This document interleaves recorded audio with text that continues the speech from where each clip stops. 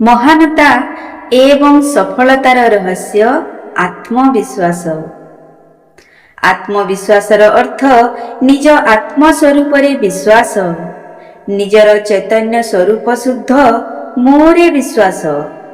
शरीर मन बा बुद्धि को मु माने सेथिरे करा जाउथिबा विश्वास को आत्मविश्वास कुहा जाए नहीं। आत्मविश्वास एहा ही महानतार एकमात्र रहस्य।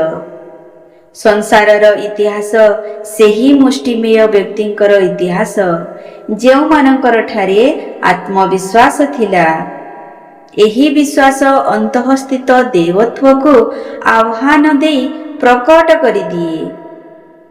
सेतेबेले व्यक्ति किछि भी करि पारे, सर्वसमर्थ होई जाए। जदि 33 कोटी देवी देवतांकर ठारे तुमर श्रद्धा अछि एवं निजे निज ठारे श्रद्धा नहीं, तेबे तुमे कदापि मोक्षर अधिकारी होई परिबो नहीं। लोके कहंती जे एहा उपरे विश्वास करो, ताहा उपरे विश्वास करो, किंतु तुमे प्रथमे निज आत्मा उपरे विश्वास करो। जे आत्मविश्वास रखे नहीं से ही नास्तिक।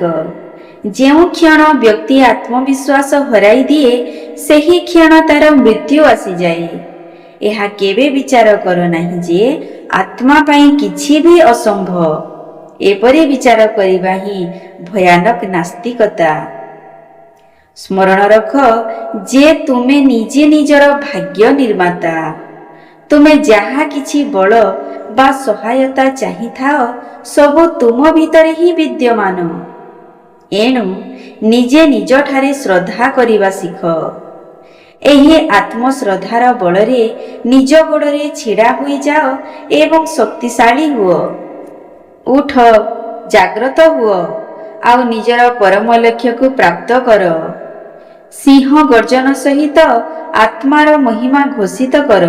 उठ, जाग्रत हुओ, सावधान होई जाओ एवं श्रेष्ठ महापुरुषों को पाई तांको पाखକୁ जाई सेही परम ब्रह्म परमात्मा को जानी नियो। आत्मविश्वासर आदर्श ही आमर सर्वाधिक सहायता करि पारे। जदि एही आत्मविश्वास समस्तंक मध्यरे आसी जानता, तेबे जगतरे जेते दुख तथा दुर्गुण अछि से सबुर अधिकांश भाग लुप्त होई जानता।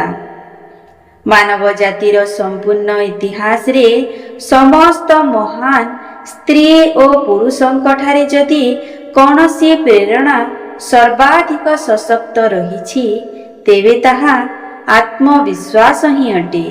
अनंत ब्रह्मांड आमर समग्र शक्ति तथा बलर भंडार एवं आमे सेथिरु जेते शक्ति चाहिबा संग्रह करि पारिबा।